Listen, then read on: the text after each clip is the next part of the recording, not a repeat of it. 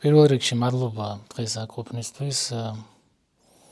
მიხარია რომ დაინტერესდით ჩემი ლექციით და მოხვედით და რაღაცნაირად გვეცდებით დღევანდელი საუბრის განმავლობაში ვთქვათ ის, რაც ერთი მხრივ შეიძლება უკვე ბევრჯერ თქმულა მამარდაშვილზე, მეორე მხრივ შეიძლება არ თქმულა და დღეს ვეცდებით რომ ვთქვათ მოკლედ ხედვის კუთხეები ბევრნაირია მამარდაშვილის გარშემო, იმიტომ რომ პრინციპში ფილოსოფოზე თუ ვინმე გვახსენდება უახლესი ტრადიციიდან, რომელიც ვთქვათ ქართულ ფილოსოფიურ ტრადიციაში შეგვიძლია მივაკუთვნოთ, ყველა სხვამდე ან რამდენიმე სხვასთან ერთად უეჭველად მამარდაშვილიც იქნება მათ შორის. და ეს რაღაცნაირი ნაგულისხმევი ნაცნობობა მამარდაშვილის ფიგურისადმი რამდენადაც ხელჩასაჭიდია იმ გაგებით, რომ რაღაცნაირი წინასწარ განსაზღვრულ განწყობას ქმნის მისდამი როგორც ისტორიული პერსონაჟისადმი, ამდენადვე ერთგვარი სატყუარაცაა, რომელიც გვაფიქრებინებს რაღაცას თავისთავადობით და ეს თავისთავადობა ხშირ შემთხვევაში შეიძლება აღმოჩნდეს სრულიად ცდარი ან აცდენილი იმასთან, რაც ფაქტის სახით როგორც ასეთი არსებობდა.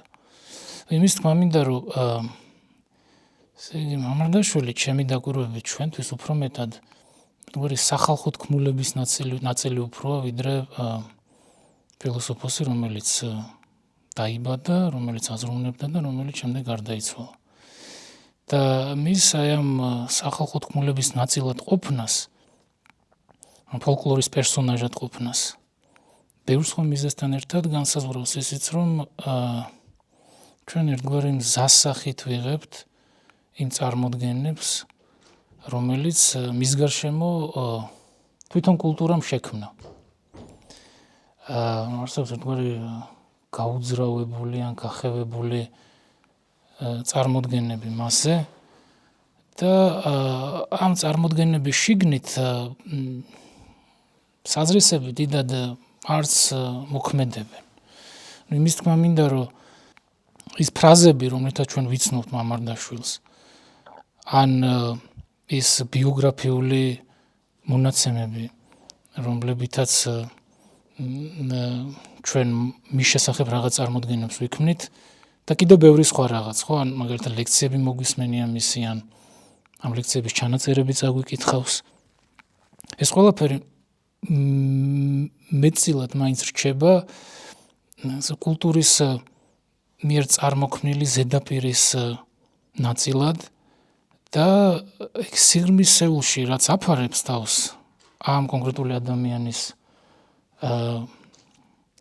გარშემო, მას მაინც და მაინც დიდად არ ვიცნობთ. და კიდევ ერთხელ, ეს არცნობა შეიძლება ერთი მხრივ კარგიც იყოს, იმიტომ რომ მაინც სხვა თუ არაფერი გვეხმარება იმაში, რომ რაღაცნაირი შეხებაში ვიყოთ მასთან. მაგრამ მეორე მხრივ ის არც ერთ შემთხვევაში არ უზრუნველყოფს იმას, რომ რამენაირად ესიტყვებოდეს, მართებულობაში ესიტყვებოდეს იმას, რასაც ისტორიული სახით ჰქონდა ადგილი აი ამ ფილოსოფიურ ტრადიციაში, თანამედროვე ქართულ ფილოსოფიურ ტრადიციაში. ხა გამოწვევა ან სირთულე, რომელიც მამარდაშვილზე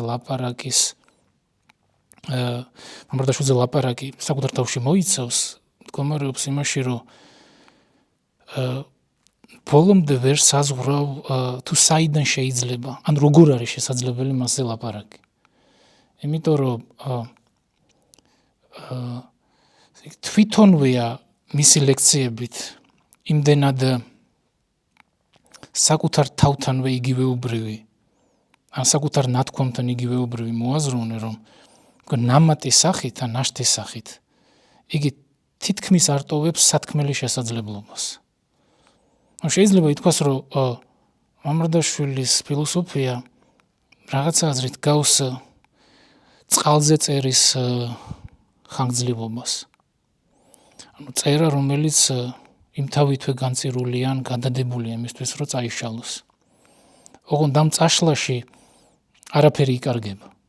უბრალოდ ის, რაც ამ შლაში და მერე ხელახლა წერაში იკრიბება და შედეგად საკუთარი თავის გამოცობითა, ის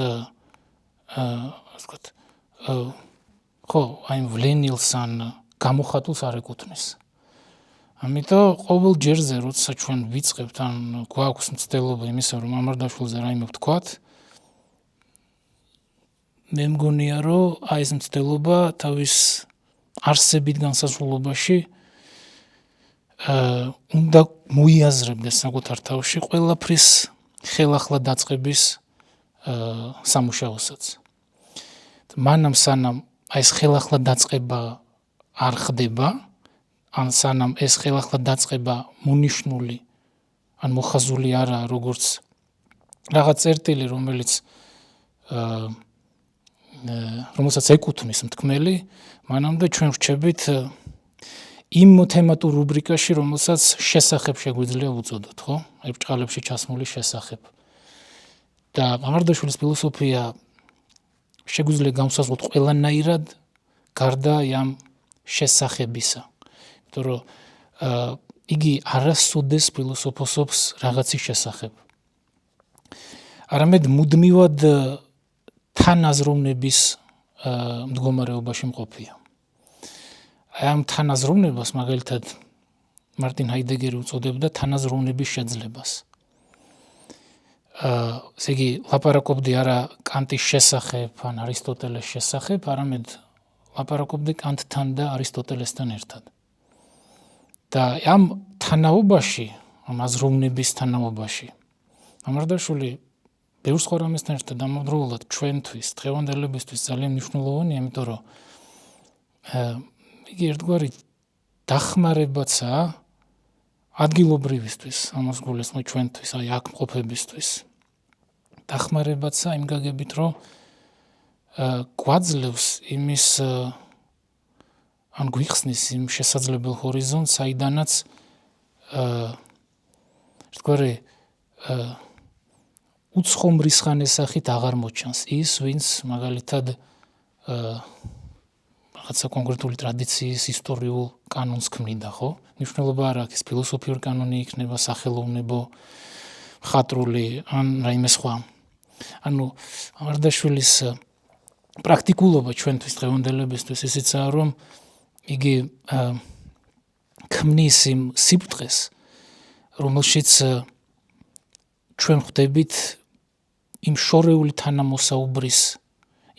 თანამოსაუბრესთან თანმყოფები, რომლებიც მის ფილოსოფიურ ცხოვრებაში სხვადასხვა ეტაპზე სხვადასხვა იყო. მაგალითად, ხო, პირველ რიგში ვინც გვახსენდება მამრდაშვილის ფილოსოფიური დანატოვარის კონტექსტში, ეს არის დეკარტი, კანტი, ძველი ბერძნები, სახარების ავტორები თავისთავად, პრუსტი, არტო, დანტე და ბევრი სხვა. მაგრამ ესე იგი მნიშვნელოვანი ისაა, რომ ისინი რამდენადაც და თვითონ მათ მამრდაშვილი შორეულ თანამოსაუბრეებს უწოდებს და ამ შორეულ თანამოსაუბრეებს, როგორც ვთქვათ, ფორმას, აზრობრივ ფორმას იგი იღებს მანდელშტამის ერთი ესეისგან, რომელსაც ქვია თანამოსაუბრეზე, თუმცა მანდელშტამი იმ ესეიში ლაპარაკობს პროვიდენციულ თანამოსაუბრეზე. თუმცა ამ შემთხვევაში შეგვიძლია ვთქვათ, რომ პროვიდენციული თანამოსაუბრე და შორეული თანამოსაუბრე, მაგრამ პროვიდენციული რაღაც შორს მხედველი, შორიდან წარმოშობილი არსებულია, ერთ და იგივეა. მოკლედ ეს შორეული თანამოსაუბრე, რომელიც მამრდაშვილის ფილოსოფიურ სიბრტყეს ასახლებს, იგი მუდმივ რაღაცნაირ კავშირში და გადაძახილშია იმასთან, ვისაც მეორე მხრივ შეგვიძლია უწოდოთ ახლო თანამოსაუბრე, ანუ ყოველი ჩვენგანი.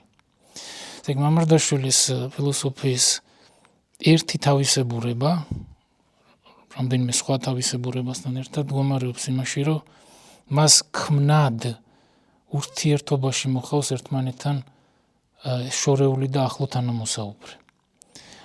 ან ცოტა სხვანაირად რო ვთქვათ, ამ ახლო თანამოსაუბრეს, ანუ მის წინ მყოფს, იმას, ვინც უშუალოდ მისსავე ლექციას უსმენს, მას უბრალოებით და ყველანაირი ზედმეტი დანამატების გარეშე აცნობს, ან ახვედრებს შორეულ თანამოსაუბრეს. და ამ შეხვედრის ან გაცნობის სამუშაო პრინციპში შეიძლება ითქვას, რომ ქმნის თვითონ მამარდაშვილის ფილოსოფიის მისტერიას, ან იდუმალებას. და ამავდროულად მის უკიდურეს და ამოუწურავ საჭიროებას ჩვენთვის. ყველასთვის. არა იმ გაგებით, რომ ის აუცილებლობით ან არაუცილებლობით უნდა იქცეს უპირობო განდიდების ან გაკიცხვის ან გაკრიტიკების საგნად. არა, არამედ აუცილებლობად ან საჭიროებად იმ თვალსაზრისით, რომ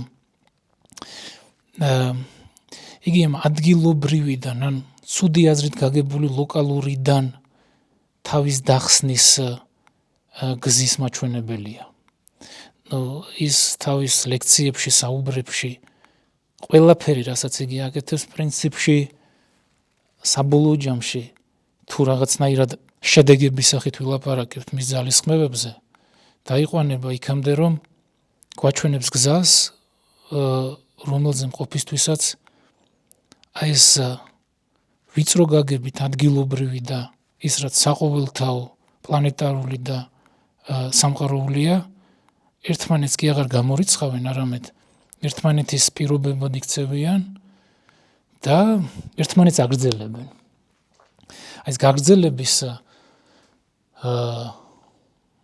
მნიშვნელობით ერთეული, მე მგონია, რომ მამარდაშვილთან ძალიან მნიშვნელოვანია და ფუნდამენტურია და საჭიროებს ფილოსოფიურ თემატიზებას. მე რამდენადაც ვიცი, გაგრძელების ეს მნიშვნელობით ერთეული, კონცეპტუალური ერთეული. არავის არ განუხილავს მისი ფილოსოფიის მაგალითზე. არდა ვფიქრობ, რომ თუ რომელიმე სიტყვა რამდენად აღწერს, რამდენადაც საკუთარ თავშივე იტევს მამარდაშვილის ფილოსოფიური დანატოვარის არსს, არის სწორედ გაგრძელება. იგი ერთიანად თავისუფალია იმ სახის რამდენად ამბიციისგან, რამდენადაც ფილოსოფიური ჟარგონისგან, ან კლიშესგან, როგორიც შეიძლება იყოს დამასრულებელი სიტყვის თქმა. ხო, ის რასაც ლევ შესტოვი იძახდა უკანასკნელ სიტყვას დადევნებულებს. ანუ მისთვის ეს იგი არ არის უკანასკნელ სიტყვას დადევნებული მოაზროვნე. არასდროს ცდილობს თქვას რაღაც, რაც ერთიანად შეაჯამებს და წერტილს დასვამს. არამედ ყოველთვის შუა წერტილიდან იწყებს აზროვნებას. ანუ მამარდაშვილისეული საზრუნო ხაზი ყოველთვის შორის სივრციდან ივლება. და ამ შორისიდან იგი გამგრძელებელიცაა. გამგრძელებელია იმდენად, რამდენადაც ერთი მხრივ იგი მუდმივად შესიტყვებაშია იმასთან, რაც უკვე იყო, ტრადიციაში მყოფია და ტრადიციის წიაღიდან მოაზროვნეა და ამავდროულად ძალიან კარგად იცნობს ტრადიციას. და ამავდროულად ამ ტრადიციაში შეგროვებულისა და შეკრებილის დახმარებითვე მისი რამდენად გადამლახველი, რამდენადაც მისგან ერთგვარი წყვეტის ხაზების გამვლებიცა. უცნობისკენ მსვლელი მოაზროვნეა. და შემთხვევითი არა, რომ მაგალითად განსაკუთრებით მის გვიანდელ ლექციებში ძალიან ხშირად მეორდება ეს სიტყვა იდუმალება, მისტერია, საიდუმლო და განსაკუთრებით მე-20 საუკუნის ფილოსოფიურ ტრადიციაში სწორედ ეს მისტერია, ის რასაც გერმანულად Geheimnis ჰქვია, ეს მისტერია ქმნის, იდუმალება ქმნის სწორედ ყოფნის იდუმალება ქმნის აი უკვე შეკრებილისგან გასხლტომის, ან უკვე შეკრებილისგან თავისუფლებაში მკვეთი ხაზის გავლების აუცილებლობას. ის პირველი რაც ვთქვით აქამდე და რაც მე ვფიქრობ უნდა გვახსოვდეს მამარდაშვილზე, ისაა რომ იგი გაგრძელების მოაზროვნეა. იგი მუდმივად ამ გაგრძელების ძალისხმევაშია. და უკვე ამ მომენტისთვისაც კი ჩვენ ბევრი ისეთი სიტყვა გამოვიყენეთ, რომელიც მამარდაშვილის ლექსიკონისთვის უახლობლესია, ხო? ამ სიტყვა ძალისხმევაზე როცა ვლაპარაკობთ, არ შეუძლებელია თითქმის მამარდაშვილი არ გაგახსენდეს, იმიტომ რომ მისთვის ძალიან ახლობელი სიტყვაა. და ეს სიტყვაც მისთვის არასდროსაა რაცა ცარიელი მასალა, რომელმაც რაღაც უნდა აღნიშნოს. ანუ სიტყვა მისთვის არ არის ენობრივი ფენომენი, მხოლოდ რა გაგებით, ეს მინდა ფორმალურ ტექნიკური თვალსაზრისით გაგებული ლინგვისტური ფენომენი, რომელიც რაღაცას აღნიშნავს. არამედ ეს სიტყვა საკუთარ თავშივე დატეული რაღაცის თქმის შესაძლებლობაა. არა რაღაცაზე ლაპარაკის, არამედ რაღაცის თქმის შესაძლებლობა. თუ მამარდაშვილზე და ეს პრინციპში ალბათ უნდა ვთქვათ მეორედ, როგორც მეორე გაგრძელების შემდეგ, რომ მამარდაშვილი არის თქმის მოაზროვნე. ერთადერთი რაც მამარდაშვილს აქვს, არის თქმა და სხვა არაფერი. მამარდაშვილი ჩნდება, მნიშვნელობა არ აქვს მას მის პრინციპში მნიშვნელობა მაინც აქვს. მე ვფიქრობ, რომ მამარდაშვილი მისივე ფონოცენტრული ან ხმაში გაშინაარსებული ფილოსოფიური სამუშაოს გათვალისწინებით უფრო მეტად ჩვენგან ყურის დაგდებას ითხოვს ვიდრე კითხვას. თუმცა ეს რა თქმა უნდა არ ნიშნავს, რომ მამარდაშვილს არ უნდა ვკითხულობდეთ. უბრალოდ მე ვფიქრობ, რომ მამარდაშვილის მოსმენა კიდევ უფრო მეტად მამარდაშვილისეული გამოცდილებაა და ის უწყება, რასაც იგი მისთვისვე გაცნობიერებულად და ნაწილობრივ ყოველთვის უკვე გაუცნობიერებლად, ვინაიდან ის, რასაც ფილოსოფოსი ამბობს, ყოველთვის უფრო მეტია, ვიდრე მის მიერვე გაგებული და გააზრებული იმ წამიერ მოცემულობაში. აი ეს ყველაფერი თქოს მის მოსმენაში უფრო მეტად ხდება შესაძლებელი. და ეს თქმა ის ჩნდება როგორც თქმა და სხვა არაფერი. ანუ ის ჩნდება როგორც მოაზროვნე, რომელიც ამბობს, რომ მე მაქვს მხოლოდ თქმა და არაფერი სხვა. და ეს თქმა სიტყვით ხდება, მაგრამ ამავდროულად ამ სიტყვას საკუთარ თავშივე თან შეუკრებია ის, რასაც მამარდაშვილი უცნო ფილოსოფიას უწოდებს. ნუ ფილოსოფიას, რომელიც ჯერ კიდევ უნდა შედგეს როგორც სიცხადე და ფაქტი ყოფნისა. ესე იგი, მამარდაშვილისეული თქმა ეს არის მუდმივი შეკავშირება ერთმანეთთან იმისა, რაც უკვე გაცხადდა ერთი მხრივ და მეორე მხრივ იმის, რაც ჯერ კიდევ ელის საკუთარი არსებიდან ასე ცხადყოფას. ყოფიერებაში შემოსვლას, ხო? ხო, შეგიძლია თქვა, რომ ყოფიერებაში ან ყოფნაში შემოსვლა რაიმესი არის მამარდაშვილისეული ფილოსოფიის ერთ-ერთი საზრუნავი. მაგრამ აქ მნიშვნელოვანი ისაა, რომ თუ მაგალითად შენს თქმას გავყვებით ყოფნაში რაიმე შემოსვლის გაგებით.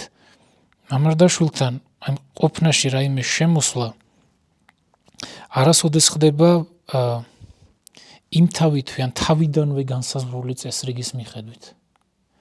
ისევე როგორც მისი ლექციები, როგორც მისი მეგობრები და ახლობლები გადმოსცემენ ამას, წმინდა იმპროვიზაციები იყო. ანუ ეს შუქი როცა განათებსო, ეს შთაგონება რო გაქვს, იმას მაშინვე უნდა აყვე, არ უნდა გადადო და იმ პროცესს უნდა მიყვე და მაშინ უნდა შემოიტანო ის რაღაც იდეა, ან შთაგონება იმაში ყოფიერებაში. ანუ ისე მახსოვს, რომ თუ გადადებ და მეორე მესამე დღისთვის გადაიტან, ანუ მანდ უკვე რაღაც ის ხარისხი იკარგება, ასე ვთქვათ, და რაღაც სხვანაირი ის გამოდის მე. ანუ შუქი როგორც კი განათებსო, ეგრევე უნდა აყვეო მაგას. ხო, აი შეიძლება მასეც ითქვას, რომ შუქის ნათებასთან ერთად შთაგონება ჩნდება და ხო, ოღონდ მანდაც მნიშვნელოვანი რა არის, იცი? ესე იგი, მამარდაშვილის სირთულე, ან მამარდაშვილთან ურთიერთობის სირთულე მდგომარეობს იმაში, რომ წამი, როგორც კი ჩვენ ვიწყებთ მამარდაშვილის ციტირებას, არის წამი, როცა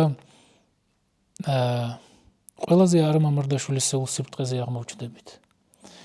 და რას გულისხმობ, იცით? აი თავიდან როცა ვახსენე, რომ მამარდაშვილი ჩვენთვის რაღაცა ფოლკლორულ პერსონაჟად დაისახა, რომელიც სახალხო თქმულების ნაწილი უფროა, ვიდრე სინამდვილეში ოდესღაც მყოფი ადამიანი. ამაში ვიგულისხმო ის, რომ ესე იგი, დიდწილად ის ფრაზები, რომლითაც ჩვენ მამარდაშვილს ვიცნობთ, ამ ფრაზების მიღმა ხშირად საერთოდ არაფერი აფარებს თავს. მე მგონია, რომ მამარდაშვილის ციტირება არის მამარდაშვილის ფილოსოფიის წინააღმდეგ მიმართული რაღაცა მოქმედება და ამ შემთხვევაში ოღონდ საზოგადოებრივ ლაპარაკობ და ეს რა თქმა უნდა არ ნიშნავს იმას, რომ მამარდაშვილი არ უნდა ვაციტიროთ და ყველაფერს თავი გავანებოთ, ციტირება ერთგვარი კულტურული მნემონიკური ხელსაწყոցაა, რომელიც გვეხმარება მეხსიერებაში შევინარჩუნოთ და შევინახოთ ის, ვინც აქამდე იყო. განურჩევლად იმისა, რომ შემცველობის სახით მასში რა არის მოცემული. მაგრამ ამავდროულად თვითონ რას გულისხმობ, როცა ვამბობ, რომ მამარდაშვილის ციტირება ჩემთვის ყოველთვის იყო რაღაც აზრით თითქმის შეუძლებელი და უცხო, როგორც ნაწილია, ასე ვთქვათ, ჩემი მასთან ურთიერთობისა. გულისხმობ იმას, რომ ყველაფერი, რასაც იგი ამბობს, იმდენად განხოლოებული, დროსსივრცული რაღაცა კონკრეტულობის ნაწილია, რომ მისი გადამრავლება ნებისმიერ სხვა დროზე, ნებისმიერ სხვა სივრცეზე არის შეუძლებელი. ანუ ის მისი თქმა ეკუთვნის აი იმ წამიერ რაღაცა განხოლოებულ კონკრეტულ დროს და ადგილს და სხვას არაფერს. და როცა ჩვენ ვიღებთ იმ კონკრეტულ ფრაზას ან რაღაცა აზრს და იგი გადმოგვაქვს ნებისმიერ სხვა კონტექსტში. კი, ასე ვთქვათ, ენობრივი მატერიის სახით იგი ინარჩუნებს იმ იგივეობას, რაც ასე ვთქვათ, იმ თქმისას ჰქონდა.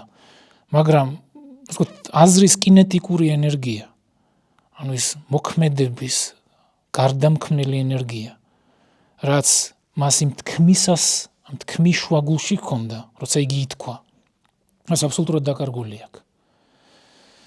ამიტომ აი მამარდაშვილის ციტირება ჩემი აზრით არის ძალიან საფრთხილო ოღონდ კიდევ ერთხელ, ანუ საწინააღმდეგო კი არაფერი მაქვს, უნდა ვაციტიროთ, მაგრამ ეს ციტირება უნდა იყოს ყოველთვის ძალიან ზომიერი და თქვარი მისავე პერსონაჟთან მიმართებით ტაქტის გრძნობით გამსჭვალული, იმიტომ რომ ყველა სხვა შემთხვევაში ჩვენ ხელში დაგვრჩება მხოლოდ ცარიელი ფრაზა და სხვა არაფერი. და ჩემი დაკვირვებით კიდევ ერთხელ უბრუნდები იმას, რაც ვთქვი, ეს მამარდაშვილის სახალხო რაღაცა თქმულების ნაწილად გახდომა ჩვენში დიდწილად სწორედ იმითაა განპირობებული, რომ იგი იქცა ციტირებად ფილოსოფოსად იმ გაგებით, რომ ჩვენ მას ვციტირებთ, მაგრამ ამ ციტატების მიღმა არაფერია. ამიტომ თვითონ ხშირად ყოველ შემთხვევაში გვიანდელ ლექციებში მისთვის ჩვეული პათოსით გაჯერებული ფილოსოფიით იგი ამბობს, რომ მაგალითად ეს ცნობილი ფრაზა ხო, რომ მე ორადორი რამის შედეგი ვარ მარტოობის და დუმილის. და ნუ ეს მარტოობას და დუმილიც მას განსაკუთრებით მის გვიანდელ საუბრებში და ლექციებში რაღაცნაირად თამდახვება როგორც ორი არქი აღნიშნული მისივე ბიოგრაფიისა.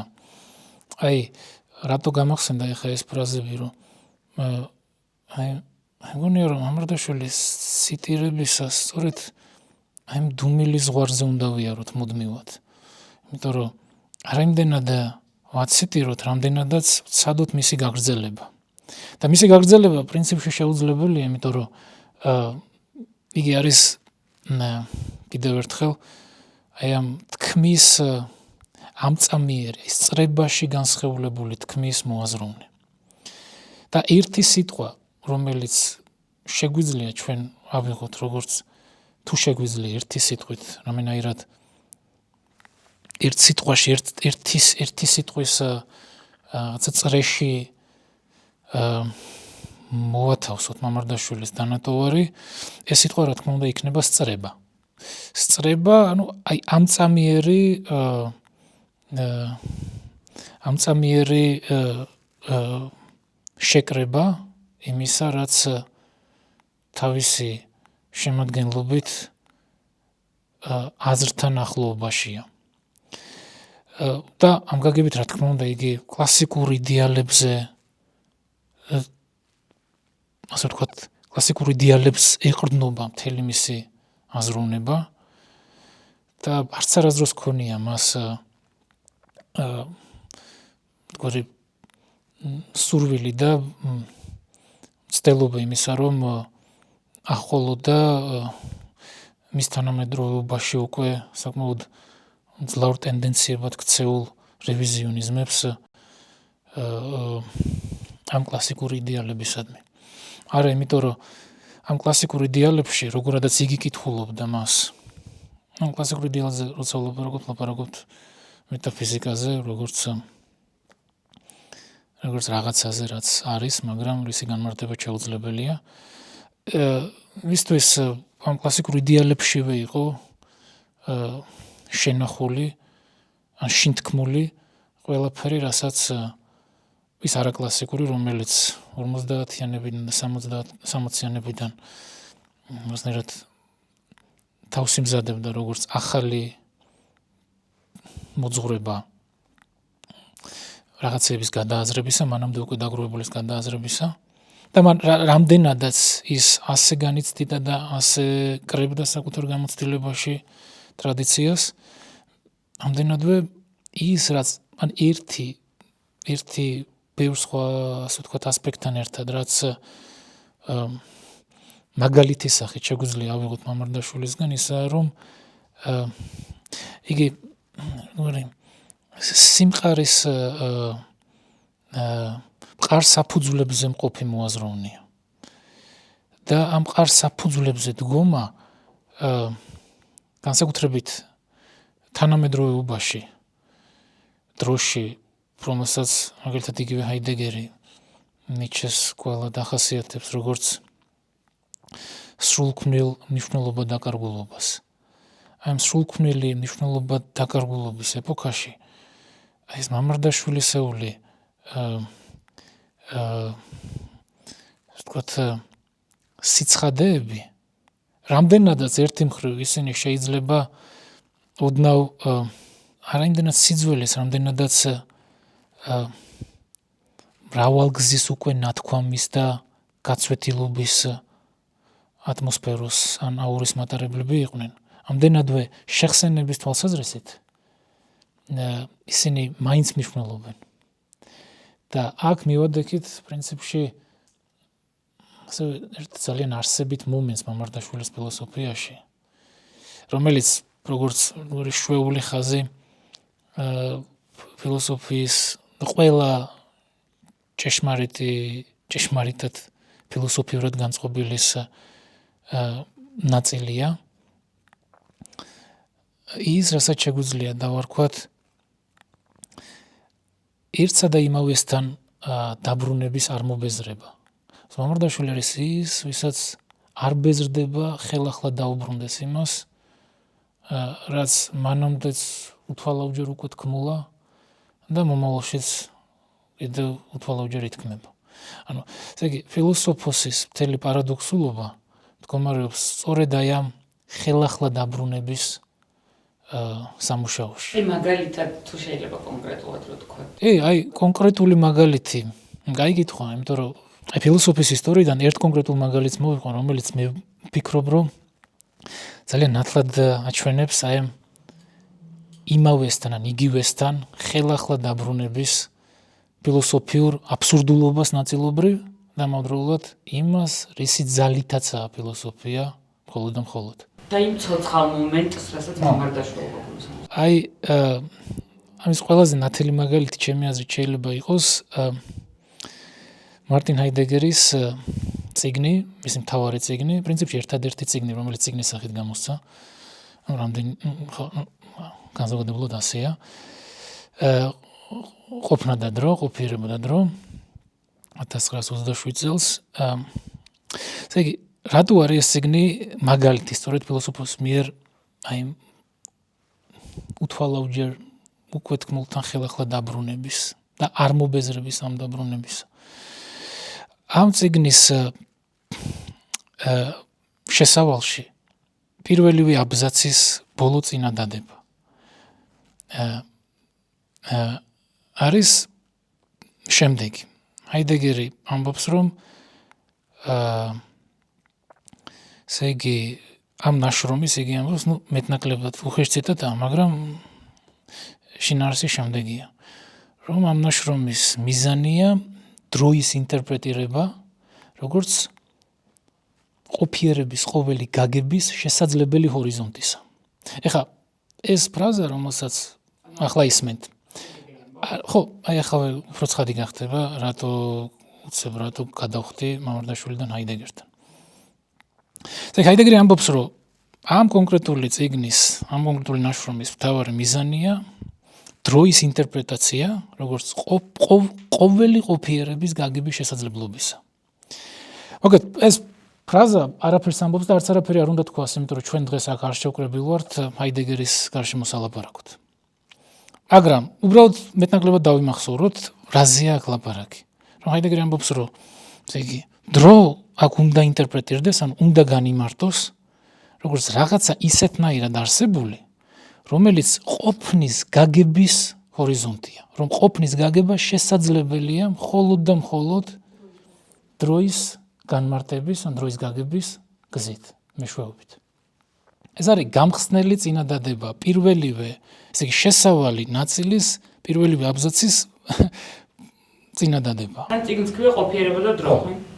და შემდეგ, ესე იგი, ახლობებით 83 სექცია, თუ სწორად მახსოვს, ამ 83 სექციის ბოლოს, ბუკვალურად ბოლო წინადადება, რომელსაც ჰაიდეგერი ამ წიგნში წერს, არის კითხვა.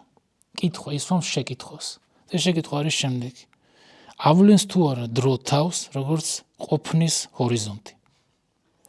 ზევით, ესე იგი, ხო, ერთი ფაქტო თქვა იმას ემერე, იმას თავისივე თავს კითხავს უსვამს. ხდებით, ესე იგი. ესე ხუთდანა სექცია რა საკეთებთ?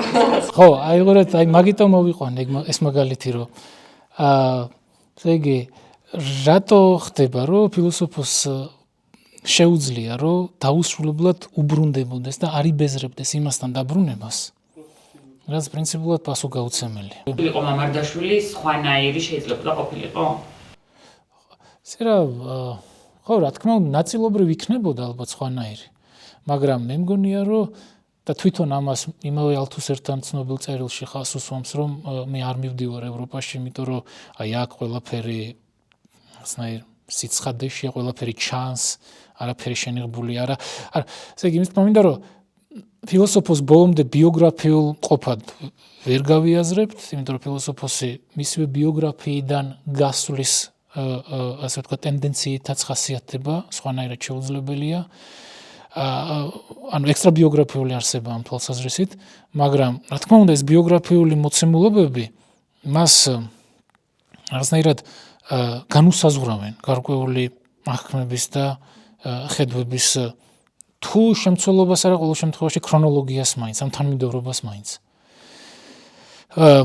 მაგრამ ხო ესე იგი ეხლა ცოტა მოუწყდით მამარდაშვილზე ლაპარაკს მაგრამ თან პრინციპში ყველაფერი რაც თქვით მამარდაშვილს ეხებოდა იმიტომ რომ ესე იგი ეს მესამე მომენტი რაც მინდოდა რომ ხაზგასმით აღმენიშნა არის სწორედ ეგ მომენტი რომ მამარდაშვილი გვაძლევს ძალიან ესეთ განხოლოებულ სინგულარულ მაგალითს იმისა თუ როგორ შეიძლება ფილოსოფოსი ყოველ ჯერზე ხელახლა უბრუნდებოდეს იმას რაც მანამდე უსასრულო ბევრჯერ უკვე თქმულა დებით ეგეთ ხშირად მსმენია მე მამარდაშვილის კრიტიკოსების მხრიდან აზრები დაახლოებით რა შინაარსის რომ არ არის მთლად კარგი მოაზროვნე იმიტომ რომ მაგალითად ერთს უთქვამს რომ სისტემა არ შეუქმნიაო ან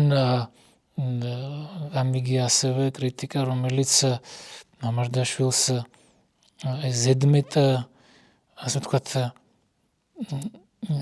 რაც კონტექსტუალურობას მიაწერს იმ გაგებით რომ თვითყოფადად აი დეკარტისგან და კანტისგან განცალკევებით თითქოს და სათქმელი არც კონდეს ან ხო მოკლედ სხვადასხვა კრიტიკები არსებობს მამარდაშვილის და ეხლა ამ კრიტიკების ასე ვთქვათ დეკონსტრუქციები რო არ დავიწყოთ და ძალიან მარტივი საქმეა სინამდვილეში მნიშვნელოვანი ისაა რომ ეს ყველაფერი გაასმაგებულადაც რო იყოს ასე და სისტემა რო ნიჩეს მერე რამენაირად სისტემობდეს ან კიდევ ფილოსოფოსი რო რაღაცა ცარიელ ადგილას მყოფი თვითკმარი ცალკეულობა იყოს მამარდაშვილი მხოლოდ იმიტომ ღირს გათვალისწინებად საზოგადოებრივი ცხოვრების ხელშესახებ დინამიკაში მისი თარგმნა, მისი ასე ვთქვათ აქტუალიზება იმითაცაა მნიშვნელოვანი, რომ იგი ფილოსოფიურად ძალიან იშვიათ და მნიშვნელოვანს გვახვედრებს. აი როგორ დაბრუნდე იქ, სადაც აქამდეც უამრავჯერ დაბრუნებულან და როგორ არ იბეზრებდი ამ დაბრუნებას. ანუ ამ გაგებით იგი წმინდა ფილოსოფოსია, ხვდებით? ანუ ფილოსოფოსობის ძალიან ესეთ საგამონაკლისო და იშვიათ პარადიგმას თხზავს იგი თავისივე ყოფნის წესით. კიდევ ერთხელ მიუხედავად იმისა, რომ შეიძლება მას როცა უსმენ და ან როცა კითხულობ შეიძლება უბრალოდ აღარ ინტერესდებოდა იმით, რაც იქ წერია. სხვადასხვა მიზეზით. შეიძლება უბრალოდ სხვა საკითხებს იკვლევდე,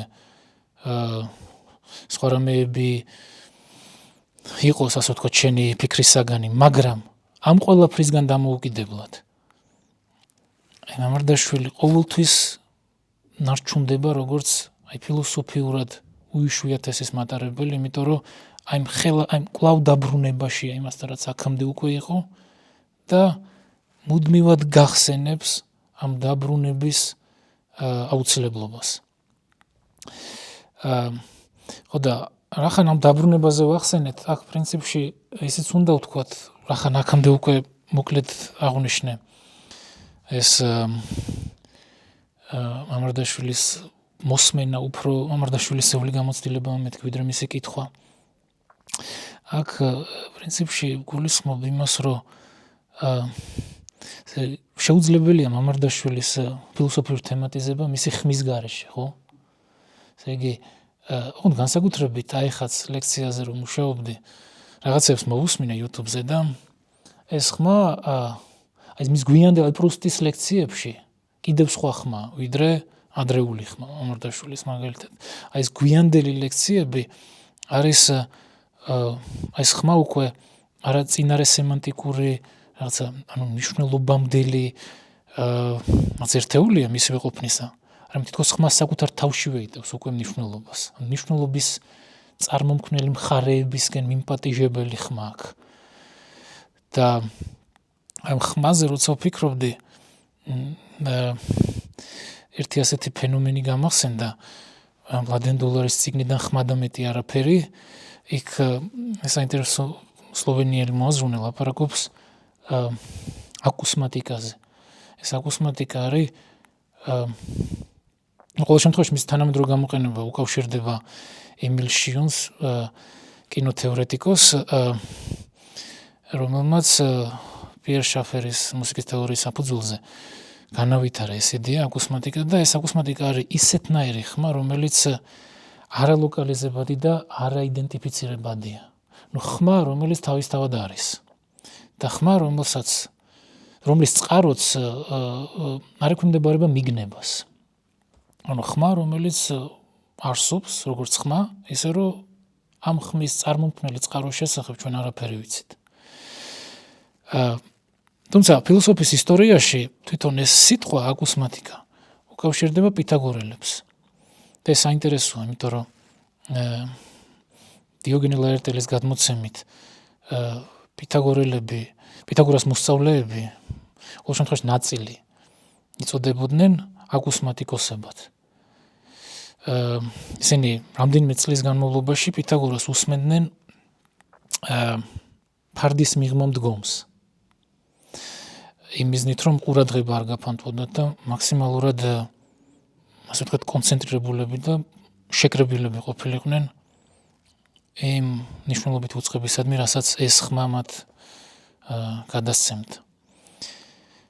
და მოკლედ საინტერესო ისაა, რომ ესე იგი მამარდაშვილისეული ხმა, ჩემი აზრით, სწორედ აკუსმატური ხმა არის.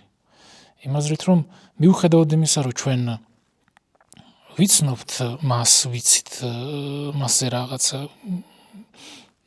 ყოფია, ისტორიულად ყოფია. მიუხედავად ამისა, მან შეძლო აი ამ თვითკმარი ხმის აგება. ესევე იტყვით ყველა სხვა ფილოსოფოსზე? ოღონდ აქ ხმა როგორც აკუსტიკური ფენომენი რა, ეს ხმა არ არის მეტაფორა ან ამას გეკითხე. ხო, არ ვერ იტყვი, იმიტომ რომ მამარდაშვილის ხმა ძალიან უნიკალურია და ტემბრი და ყველაფერი ხო მთელი მისი აი მახასიათებლებით. პაუზე. ზუსტად, აი კარგად შენიშნე. პაუზ ინტერვალები, ეს კადენციები, რიტმი, ხო, პაუზები, ყველაფერი, მოკლედ, ანუ მან შეძლო გარკვეული აზრით კიდევ ერთხელ ეს გვიანდელ ლექციებს შეეხება მხოლოდ, არ იმდენად ადრეულს. აი საუბრები ფილოსოფიაზე რო არის, ეს გვიანდელია, ხო, შედარებით? ეგეც გვიანდელია, 80-იანების მერეა, როგორც მახსოვს. ანუ აქ რო ჩამოვიდა, მას შემდეგ წაკითხული ლექციები. იმიტომ რომ მას აქვს ასევე შესავალი ლექციები ფილოსოფიის შესავალში, რომელიც ადრინდელი.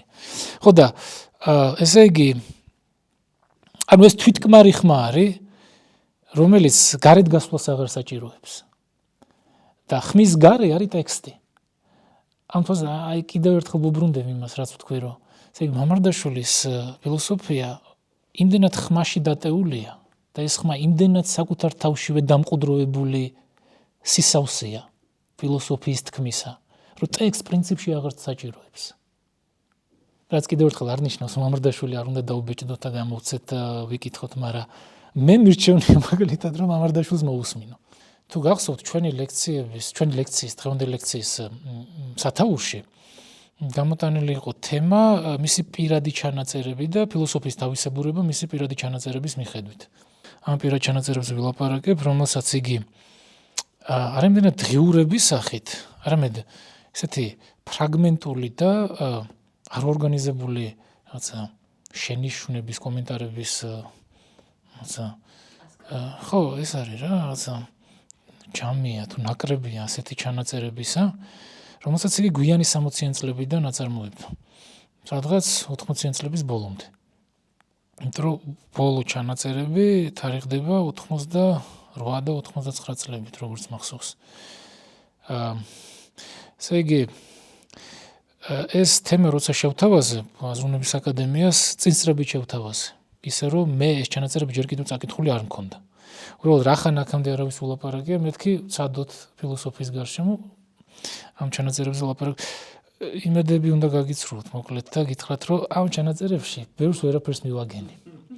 ანუ არაფერს არ წერს ისეც, რაც დაგვეხმარებოდა ფილოსოფიის მისეულ თავისებურებაზე რამე გვეთქვა. მაგრამ შენიშვნებია უბრალოდ. ხო, აი მაგალითად რამდენიმე ვთარგმნე და შემიძლია წაგიკითხოთ. გავარჩიოთ, მე შეგვიძლია ის ინტერპრეტაცია ვახსენ. ორიგინალი რუსულად და მე ვთარგმნე და ქართულად. რუსულად წერდა და ლექციების არა, ხო, ლექციების უმრავლესობაც რუსულადაა საკითხული. და რაც გვაქვს გადმოთარგმნილი. გადმოსკრიფტი. აი უბრალოდ როდესაც წაკითხავ ემზადები მოლდინისად იქნება რაღაცა ისასწაული იქნება. ხო, მაგრამ აქაც პრინციპში იკითხება ის, რომ წერა და წერის ასე ვთქვათ სამუშაო მაინც და მაინც მისთვის ესეთ მყუდრო და კომფორტულ რაღაცა ფორმად, საკუთრივ თავის გამოხატვისა არჩებოდა. ესე იგი, შეგვიძლია ვთქვათ, რომ ეს ჩანაწერები არის ერთგვარი თემატური იმპულსები, ან თემატური ღერძები, რის გარშემოც მერე ის აი ამ ჩანაწერების ასე ვთქვათ გაკეთების შემდეგ მათ ითვალისწინებს და რაღაცნაირად შლის უკვე და ამოთქვამს ლექციებში. მაგრამ ერთი რაც მენიშნა ამ ესე იგი ამ ფრაგმენტების კითხვისას იყო ის, რომ დიდი ნაწილი ამ ჩანაწერებისა არის მისი დაკვირვებები იმჟამინდელ რეალობაზე. თითქოს ეს ფილოსოფიური შემადგენლობა მაინც და მაინც ამ ჩანაწერებს არ აქვთ. და შეიძლება ითქვას, რომ ხშირ შემთხვევაში ეს ჩანაწერები მამარდაშვილისთვის არც ფლად ასე იგი დამახასიათებლად, ყოველ შემთხვევაში მისი ზეპირსიტყვიერი ასე ვთქვათ პრაქტიკებისთვის არადამახასიათებლად არის ფსიქოლოგისტური თავისი ხასიათით. ფსიქოლოგიზმებითაა გაჯერებული. რაც მამარდაშვილის ზეპირსიტყვიერ ფილოსოფიას აბსოლუტურად არ მიასადაგება. იმის მიუხედავადაც კი, რომ მის მთავარ სალექციო კურსს ქვია გზის ფსიქოლოგიური ტოპოლოგია, იმ ლექციებში, რა თქმა უნდა, ამაზე დავაც არ ღირს, ფსიქოლოგიზმის გარდა ყველაფერი, ფსიქოლოგიზმების გარდა, ფსიქოლოგიური, გზის ფსიქოლოგიური ტოპოლოგია, პრინციპში ფენომენოლოგიურ ტოპოლოგიას ნიშნავს, უბრალოდ რაღაცა მიზეზით ის ფსიქოლოგიურს იყენებს და არა ფენომენოლოგიურს, ანუ წმინდა ფენომენოლოგია.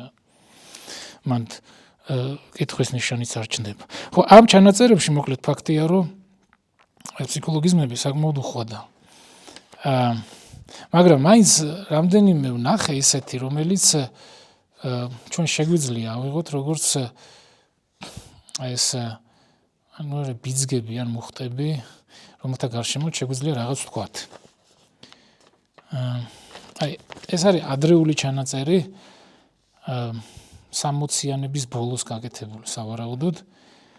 სადაც შემდეგი წერია. ნუ პრინციპში ზუსტი თარგმანებია, მაგრამ რაღაც ხარვეზები მაინც შეიძლება იყოს, იმიტომ რომ აბსოლუტური სიზუსტით არ მითარგმნია და არც მიცდია რომ მეთარგმნო. თუმცა ბევრიც არ უკლია. მაგრამ ციტატა ასეთია. ყველაფერი დუმდა ყველა ენაზე. დავუმატოთ და სამზე მეტი არავინ იკრიბებოდა. მაგრამ დუმილის მიღმა კვლავაც არის ის, რაც ითქვა. არის ეპიფანიები, მისადაგებით მხოლოდ მათი კითხვა უნდა შეგეძლოს. ესე იგი, ამ ფრაგმენტის მაგალითზე რა შეგვიძლია ვთქვათ ახლა რომ და ესე იგი სტრუქტურული თვალსაზრისით ყველა სხვა ფრაგმენტი პრინციპში გავს აი ამ ნაწყვეტს. ესე იგი, ეს არის წყვეტილი აზრისმიერი მონაკვეთებია. ერთმანეთთან თითქმის შეუკავშირებელი. თქოს აი ეს წმინდა იმპულსია, რომელიც ჩნდება მასში და ეს იმპულსი ნაცვლად იმისა, რომ გააბგეროს, გადააქ ნაწერში. უბრალოდ იმიტომ, რომ აუდიტორია არ ხავდა იმ მომენტში სავარაუდოდ, ყველა სხვა შემთხვევაში, რა თქმა უნდა, აქცევდა, ხო, იმიტომ რომ და ეს პრინციპში აქამდეც უნდა გვეთქვა, ნაწილობრივ სხვა გზით ვთქვით, მაგრამ აი ეს მამარდაშვილისეული ფილოსოფია, როგორც გაბგერებული ცნობიერება, ხო? ანუ ეს სიტყვა გაბგერება უნდა გამოვიყენო ჩემი აზრით, იმიტომ რომ თვითონ ფილოსოფიას განმარტავს როგორც საზნანიო ვსლუხ, ხო? და ეს ცნობიერება, მაგრამ ეს ვსლუხ უნდა იყოს გაბგერებული. ეს გაბგერება არის სიტყვა, რომელსაც იყენებს კონსტანტინე კაპანელი. ასევე ძალიან მნიშვნელოვანი ჩემი აზრით ფილოსოფიის ქართულ ტრადიციაში და ეს მამარდაშვილისეული აი ეს ფრაზა კაპანელთან ასე ვთქვათ ხიდის გადების სულით უნდა ითარგმნოს სწორედ როგორც გაბგერებული ცნობიერება.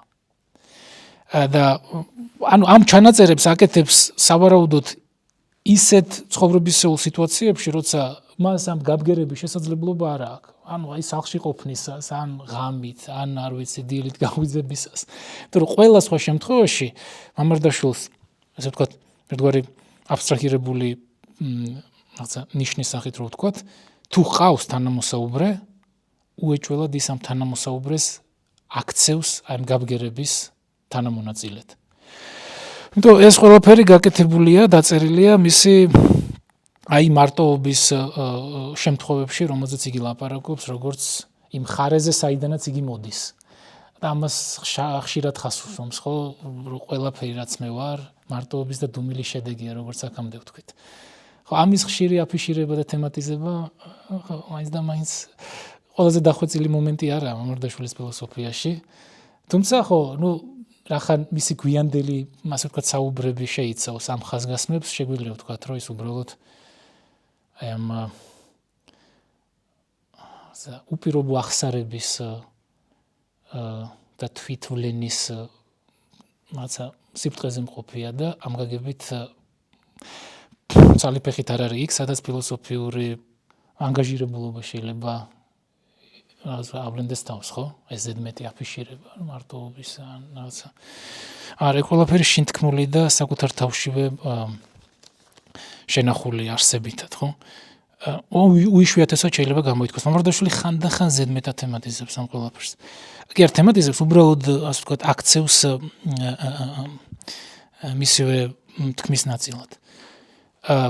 ხო, მოკლედ, მივყვეთ ახლა ვცადოთ აი ამ ხო,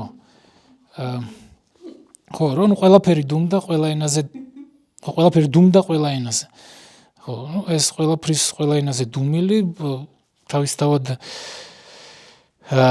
მის იმ განწყობას უსვამს ხას, რომელშიც ეს იგი აი ამ შინაგანი მიგრაციის აუცილებლობას გრძნობს საკუთარ თავში, ხო?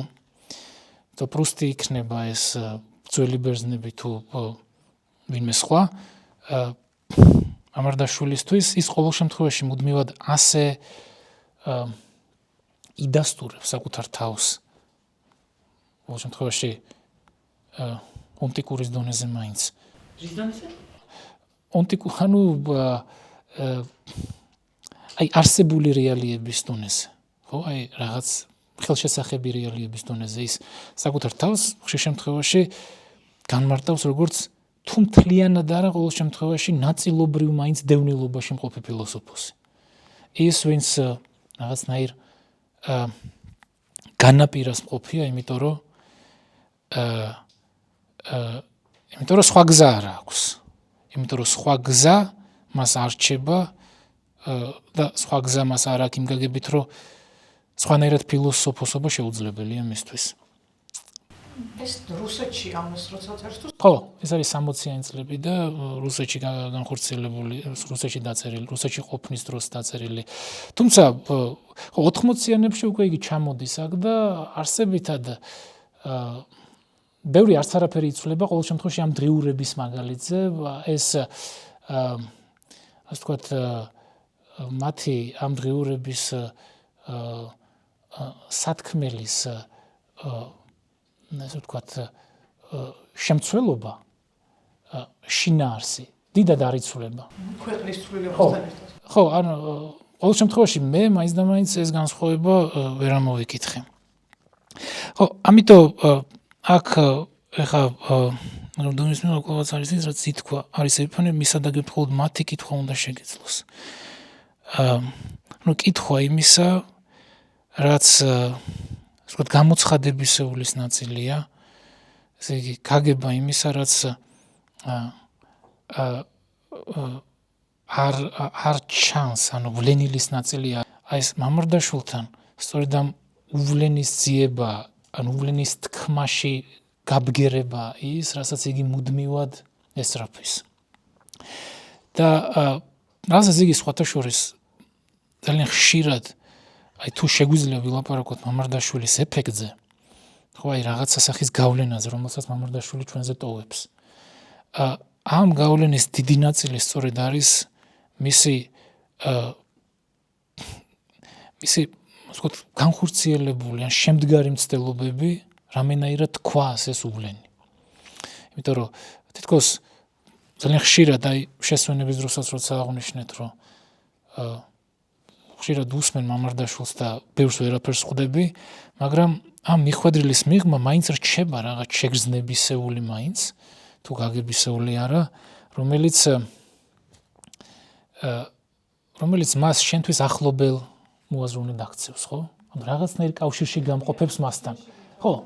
აი ეგ ძალიან კაი სიტყვა გამოიყენე. ან ეხმიანება, ან ეს სიტყვება. ეგეც ერაკლიტესეული სიტყვა. ანუ კი შეხმიანებაზე ვილაპარაკ. ანუ ეს შემხმიანებელია ამ თვალსაზრისით.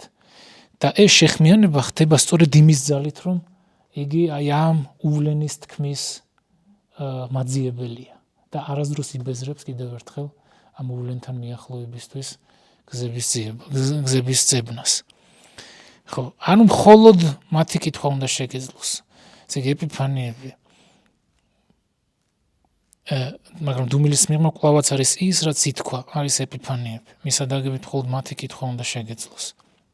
რომ შეგეძლოს კითხვა იმისა, რაც ნათელღებული ან რაც ჯერაც არ გამოცხადებული, არ გამოვლენილი, მაგრამ საკმარისად მომწიფებულის ნაწილია. ის, რაც მხოლოდ იმ ადამიანურად მყოფის სწრებასთან ერთად შეიძლება იქცეს სინამდვილის ნაწილად, რომელიც რამენაირ ურთიერთობაშია, ან შეხებაშია იმასთან, რაც ხდება მისავე თვალწინ. ხო, აი მაგალითად ეს ხო, ანუ აქ ბევრი რამ შეგვიძლია ვთქვათ, მაგრამ აი მაგალითად ეს, რომ ადამიანი არსება, რომელიც იდუმალებას, მისტერიას საჭიროებს. ესე იგი სულში უსასრულობის ნაჩვლეტითაა და რომელიც თავს მომაკვდავად შეიცნობს.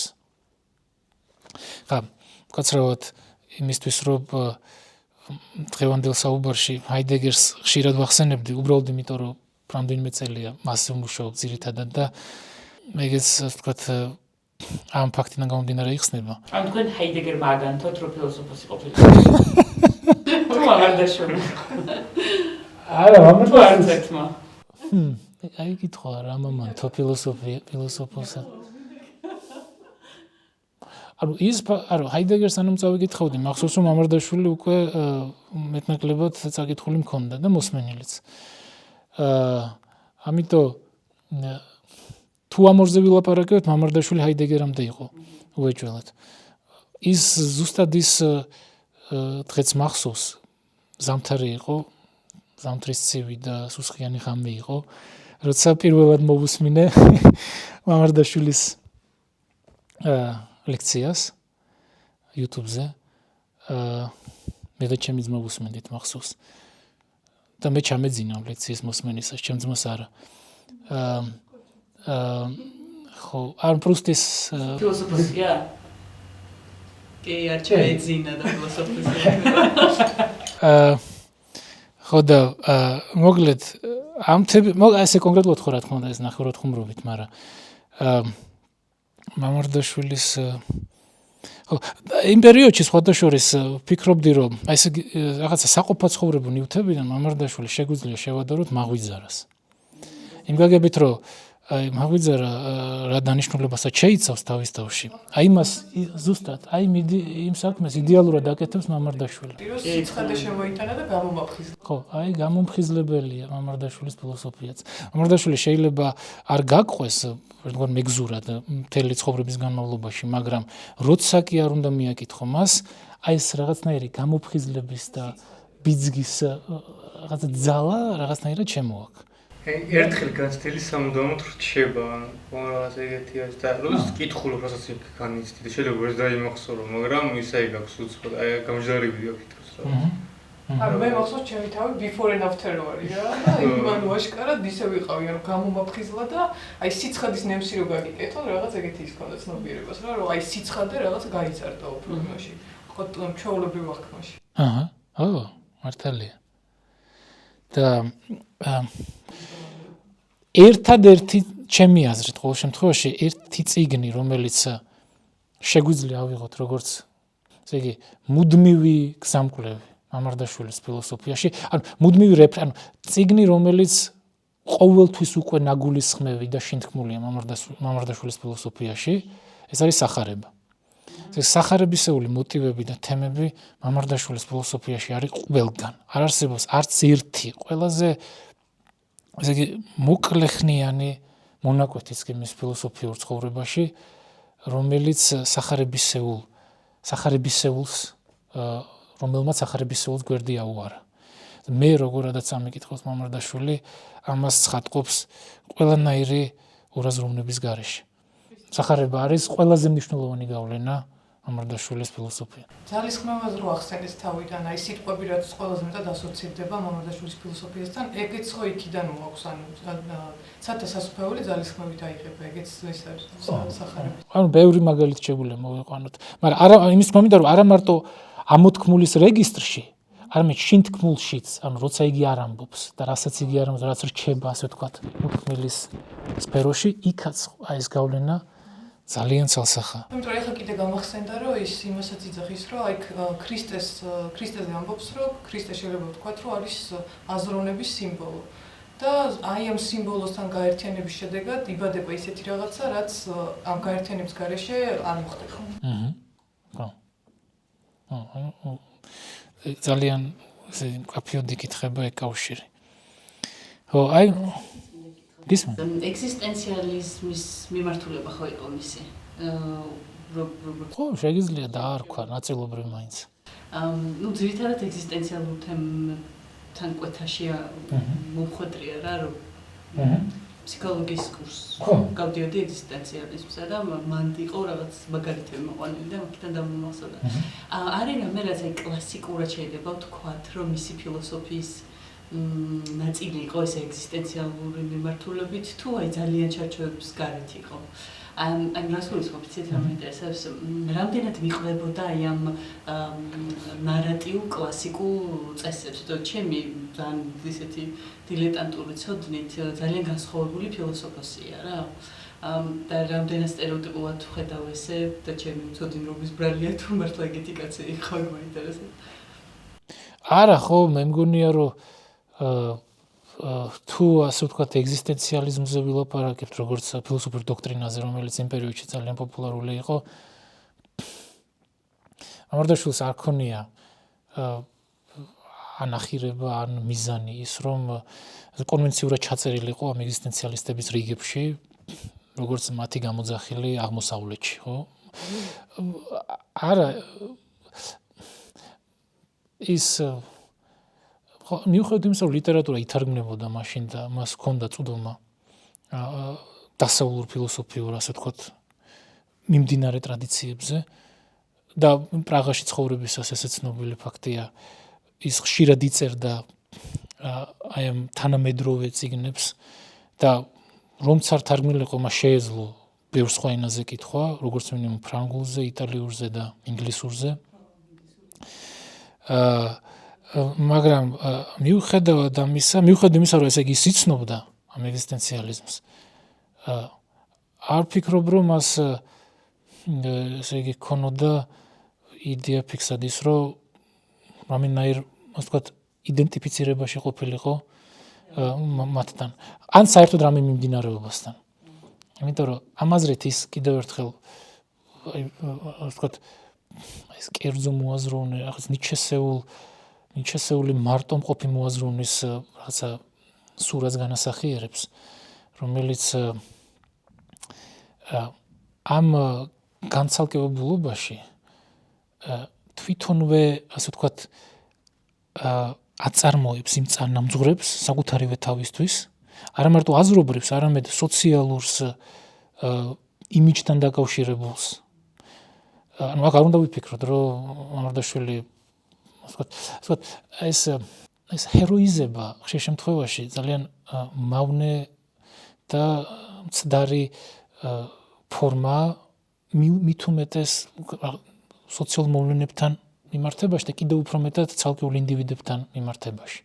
აი მამრდაშვილს ხშირად ყოველ შემთხვევაში მისი აპოლოგეტების მხრიდან დაყვება ეს ჰეროიზების მასნაირი მუხტი. მისი ჰეროიზება ხდება და ეს გმირად ქცეული ფილოსოფოსი ხშირ შემთხვევაში მით უმეტეს მისი ისტორიული აღქმის კონტექსტებში იმ ყველაზე ძირეულს დაარსებიც კარგავს, რისი ძალითაც იგი იქცა იმად, ვინც იგი იყო და არის. ანუ იმის თქვა მინდა, რომ ის მე ვფიქრობ, რომ საკმაოდ მოქნილად რეფლექსირებდა აი მისი იმდროინდელი ასე ვთქვათ იმიჯის და ჰაბიტუსის გარშემო და ხვდებოდა იმასაც, რომ ნებისმიერი მისი ცდა, რომ რაღაცნაირად იდენტიფიცირებული ყოფილიყო რომელიმე ფილოსოფიურ სკოლასთან, მისთვის იქნებოდა უბრალოდ არაფრის მომცემი. იმიტომ რომ მამრდაშვილისთვის არსებობს მხოლოდ აი ეს განხოლოებული თქმა. არა ნაწერი, არამედ თქმა, რომელიც უნდა გაბგერდეს იმ სწრებაში, სადაც ერთი მეორეს ხვდება. და ყველაფერი დანარჩენი არის უმნიშვნელო ფილოსოფიის შიგნით. ამიტომ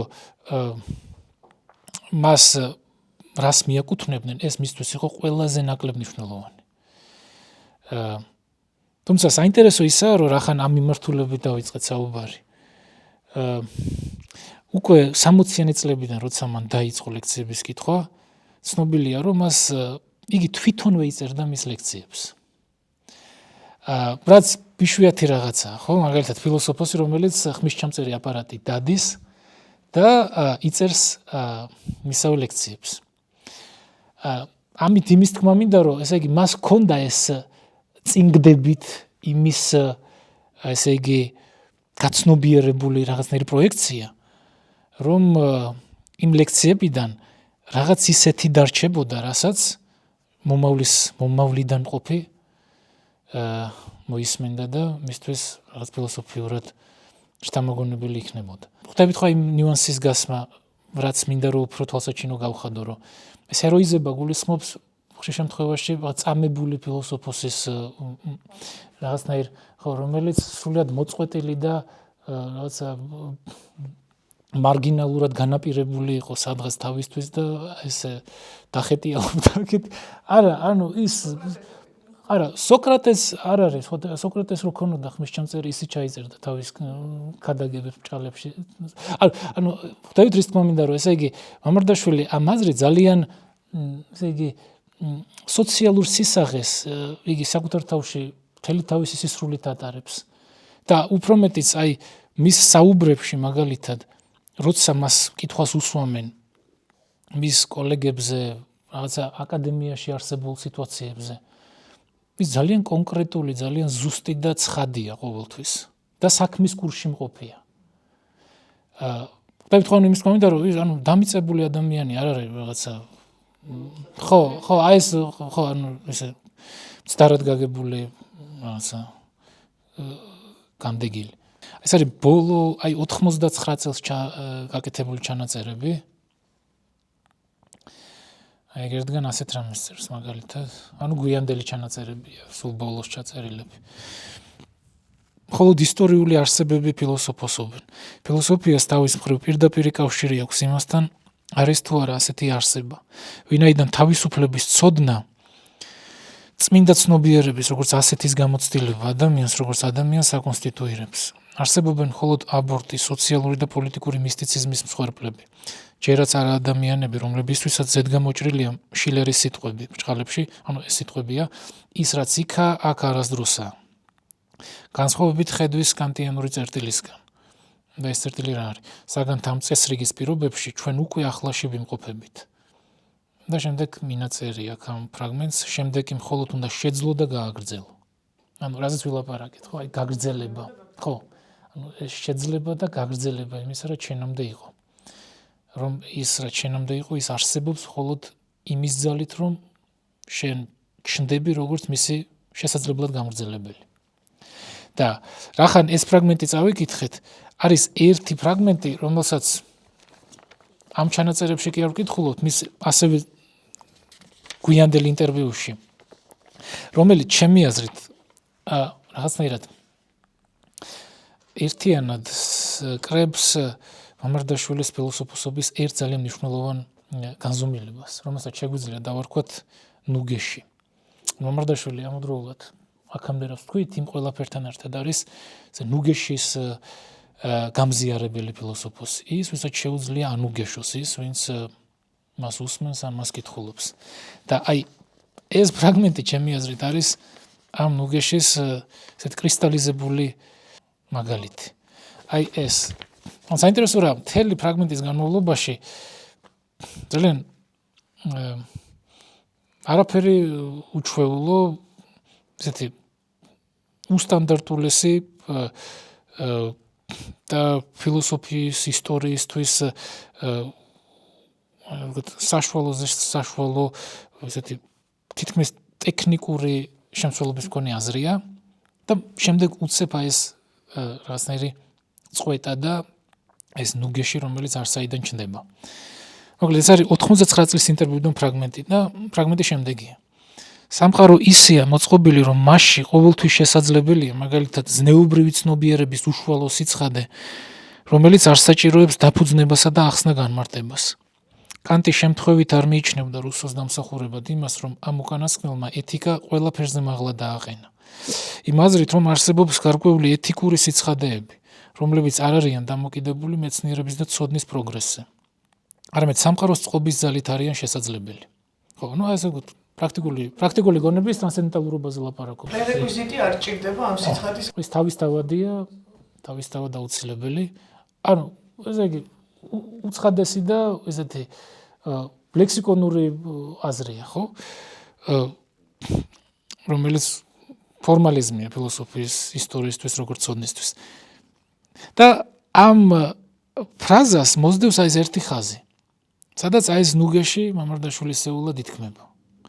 მთავარია საკუთარ თავს სართული და ზედმეტად ამ სამყაროში. ეს აი ესეთის კონტრასტულად ამოვარდნილი მანამდელი შემოვიდა. აი ეს ზუსტად. აი ეს კონტრასტული ამოვარდნა და რაღაცა ლექსიკონური სიცხადიდან უცებ ნაბიჯი ან ნახტომი აი ამ ნუგეშის მთქმელი რაღაცა აზრისკენ. სხვა რაღაცებთან ერთად ესეც არის მამარდაშვილის ფილოსოფიის თავისებურება.